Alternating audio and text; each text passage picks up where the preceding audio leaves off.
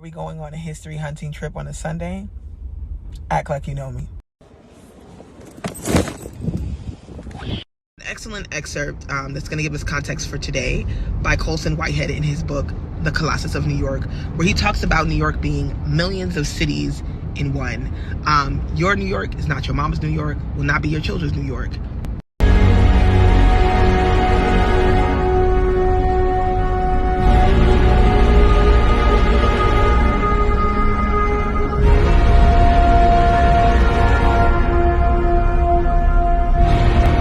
And so with that said, today I'm going to show you a little bit about how I find the cities within cities. Here are 3 ways before we get started with our journey. Green books, motel guides, like the back of Ebony magazine and Jet used to have these guides that would tell black folks like where it was safe to eat, sleep, etc. For quite some time. How many times someone has said to me, we don't really have a black history or black presence here. And then I'll check a green book and go, actually you did. Churches, particularly AME churches. So right now, the neighborhood we're about to talk about has predominantly Asian immigrants and some Middle Eastern and Indian immigrants. And most people, when they come here, would assume that that is the trajectory of their history. But if you look very closely, you'll see that there are AME churches, Baptist churches with predominantly black congregations that have been here for quite some time. So that means there's enough black presence here to establish religious roots. And if you look at these church plaques, you'll see things like founded in 1880, founded in early 1900s, right? So you should be looking in that time period for more history. Then there's the quote, dead men tell no tales. That's a lie, because as we saw last week with the burial grounds when we covered that, they most certainly are coming back and telling all the tales. So you would look for burial grounds. So quite often I'll come into a space and I'll Google it to death and find nothing. But then I'll write inside of a newspaper archive, or I'll write inside of that same Google search bar, black burial ground, African American burial ground. I will also write Negro burial ground because, you know, we've had all these derogatory names attached to us that unfortunately have made it into primary sources. And so, sure enough, there we go. Yesterday's trip was a little overwhelming, more overwhelming than I expected, emotionally. And so I took the night to think about how I wanted to roll this story out. And I think I figured it out. So let's truly begin this time. I'm going to take y'all on a little journey. Yeah. Years ago, I'm reading a bunch of work about Seneca Village. I was in my Seneca Village bag. And I come across this tidbit of information that was really interesting. For those of you who don't know what Seneca Village is, Seneca Village was an integrated village in Manhattan. There were black folks, and then there were German and Irish immigrants living in this village. And the village is where Central Park is today because upon the creation of Central Park, they eradicated Seneca Village, declaring eminent domain. And so I say that to say, in the erasure of Seneca Village, there was also erasure of several of the people that lived there. And it's very hard to track down their descendants, but the researchers have been able so far to track down 2 families. And so I remember watching an interview with the first family, and I remember the descendant saying, my great-great-great-grandfather moved from Seneca Village to Flushing, Queens.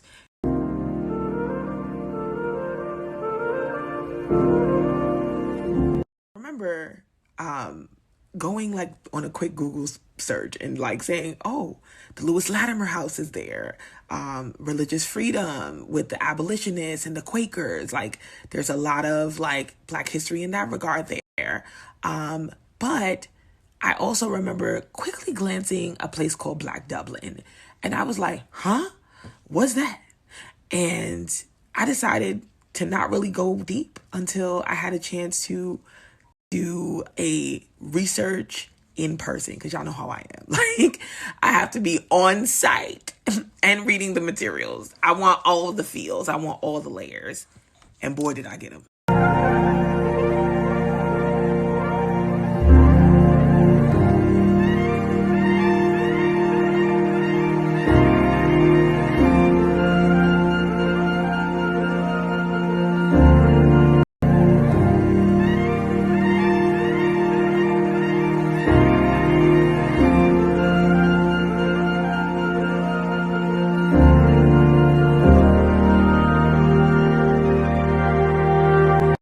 can't start the story in the 19th century. We've got to start before that, because the Black presence is rumored to have been there for quite some time. And it probably started with the Bound House. Let me tell you about John Bound. John Bound is an English settler who builds this farmhouse in what is now modern day Flushing in the 1600s. And the house is still there today. Let me show you.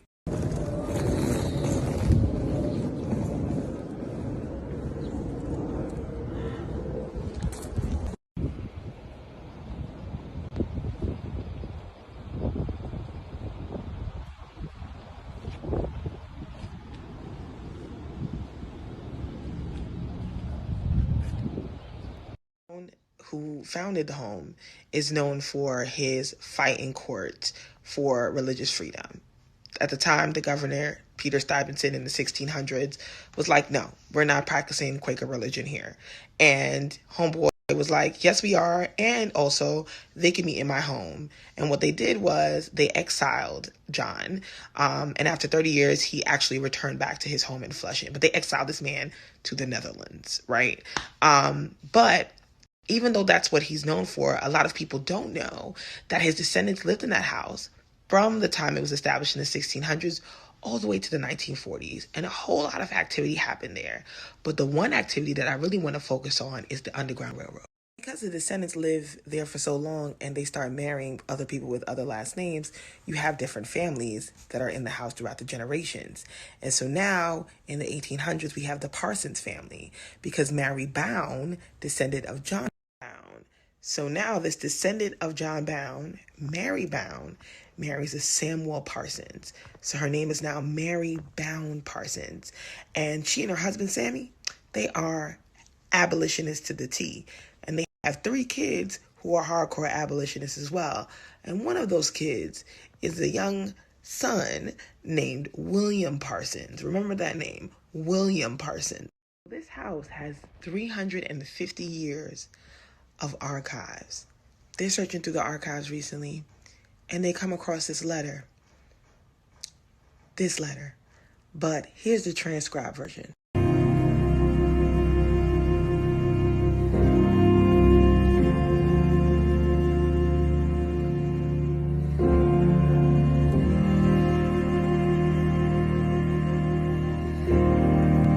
At the time, William Parsons was living in the Bound House. And so what this artifact does is it establishes that this house was a place of safe passage for enslaved people, which means that there were enslaved Black Americans passing through this house. And since we know that William's mom and dad were abolitionists as well, we don't know for how long. And so the presence of Black folk in Flushing might be further back than we realize. So I wanted to start there. I had a chance to experience the Bound House from the outside. Here are a few clips.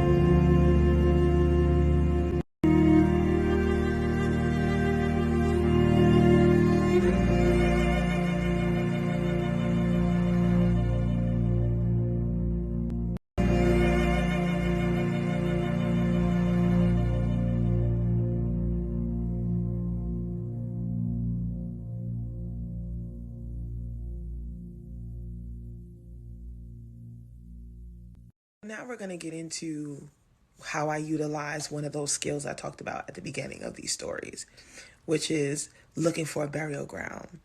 So, of course, when I started to search for one, I found one. There's an Old Town burial ground that is in Flushing, and you should see where it's located.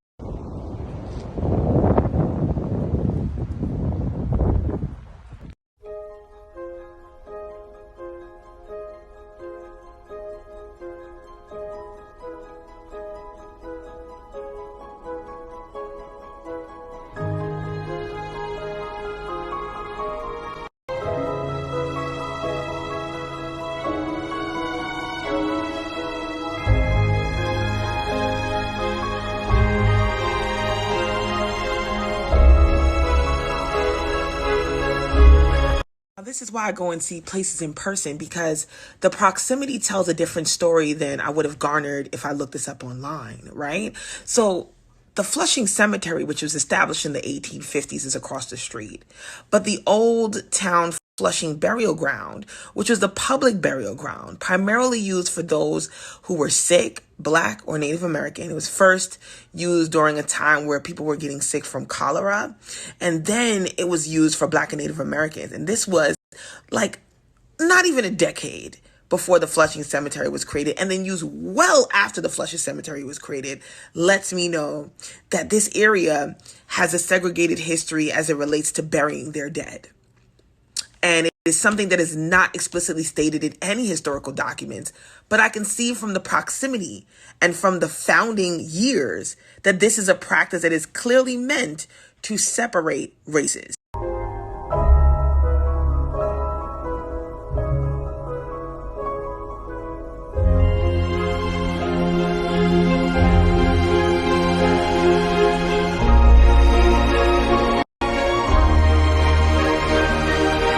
So now you're starting to see a through line, right?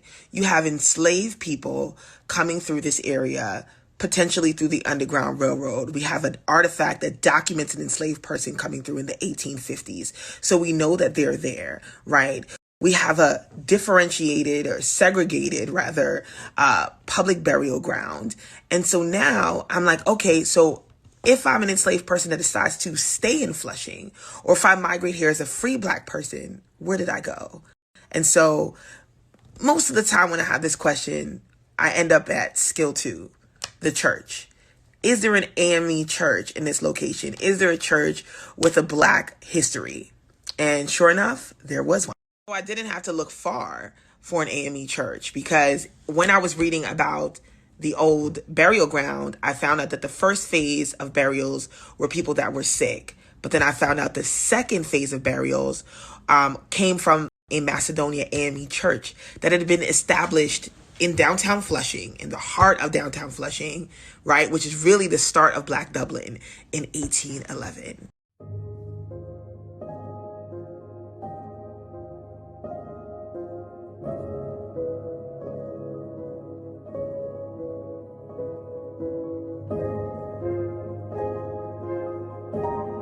Before I get into the history of the church, what I need to say is that they are not solely responsible for this Black presence in Flushing, right? There was Black presence everywhere in New York, and it's something that is not spoken about. So like, you had Corona, which was considered West Flushing at the time, had a Black enclave. You had Newtown, which is now Elmhurst, had a Black enclave, right? You had Weeksville was in operation at this time.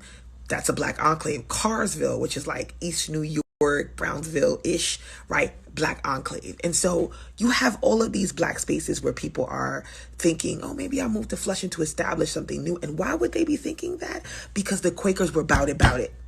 In 1767, Quakers in Flushing formally enacted an anti-slavery resolution condemning slavery as unchristian.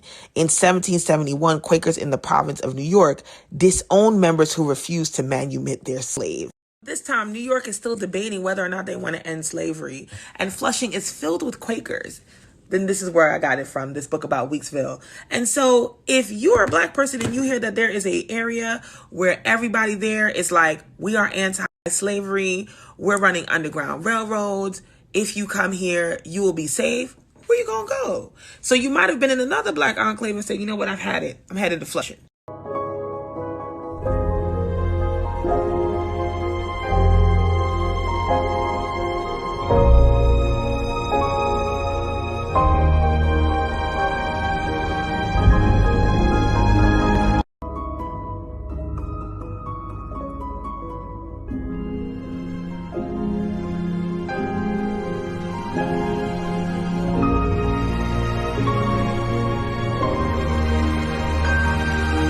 So now a community, a Black community, is really starting to form. And there are Irish immigrants too, hence the name Black Dublin, right? And so you've got this church that buys the land in 1811. By 1837, they've erected a building. Then they have a school on the ground. Then there's a burial ground behind the church. Then they start to use that other burial ground that I tell you about a little bit earlier on. Residential homes. You've got businesses popping up. A clubhouse is starting to become a community. And here are some key figures in that community that you should know.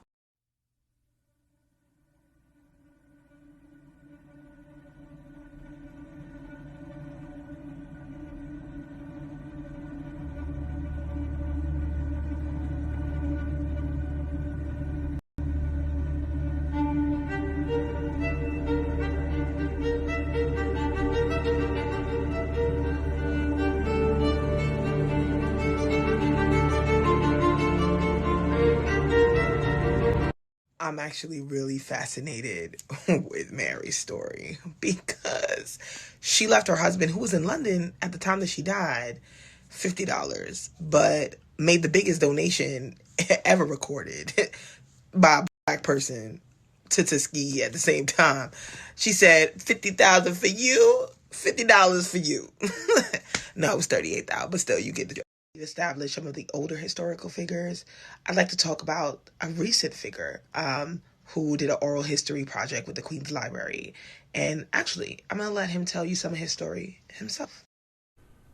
My family goes back to, on my father's side, my grandmother and grandfather, they were both from Virginia. But they came to Flushing because of the Underground Railroad. But the Parsons family was instrumental in him coming here. And the Parsons were Quakers, right? Right, and they were part of the descendants of John Bound, you know. I've always lived in this neighborhood. We lived in 38th Avenue, just off of Union Street. And our family had that property from about 1867, 68, somewhere around in there. My grandfather bought that. And we held it up until the time when they condemned all the land there in 38th Avenue for the parking lot. It was a large piece of property. There were... So Jay kind of gives it away, right? This established community with 75 residences, a clubhouse, a church, 9 stores in the middle of what is now downtown Flushing, Black Dublin, which had become predominantly black at this point in the 1940s, has to go up against Robert Goddamn Moses.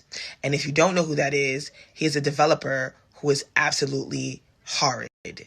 Anything that Robert Moses touches turns to destruction. Before I very briefly touch on Robert Moses, let's talk quickly about the man's history that we just heard. Jay Williams' mother was Shinnecock, Native American from Long Island. Father, black. His father's family was brought here via the Underground Railroad, via the Parsons. I found this out after I learned about the Parsons and John Bound, right? And so I'm like, whoa, literally confirming everything for me, right? Even the burial ground, it is Native American and black folks that are buried there, right? His legacy, his family's legacy also aligns with the story of Black Dublin and how it came to be. And so very few of the resources that I came across even mention this story, even though it confirms this lineage, even though it confirms this timeline. And it's so disappointing how little attention that we pay to oral histories, because so many people are, told that this is myth, this is legend, dismissed because there are no artifacts, right, to back their story. But the reality is so many of our communities and the resources connected to those communities, the things that were supposed to be left behind, were eradicated, and most of the time intentionally. And so that's why these oral histories are important. Moses basically starts saying that it's a slum. Like, it needs to be cleared. It's a slum, it's a slum, it's a slum. Black Dublin, gotta go. And we know that that is a lie. If you look at the language in the primary sources, where newspaper articles are quoting Robert Moses and his contemporaries' commentary about this neighborhood, and you juxtapose them with images from 1940s NYC, which is around the time they were saying this, they don't match up. Stop lying. Stop your lying. Stop your lying. Stop lying. Stop your lying. Stop your lying. Stop lying. Stop your lying. Stop your lying. Stop lying. Stop your lying. Stop your lying like a motherfucker. Lying like a motherfucker. Robert Moses basically gets up and says at a town hall, like, we're eradicating this area. And honestly, we think it would be better off as a parking lot for the city. Straight-faced. But do these look like slums to you?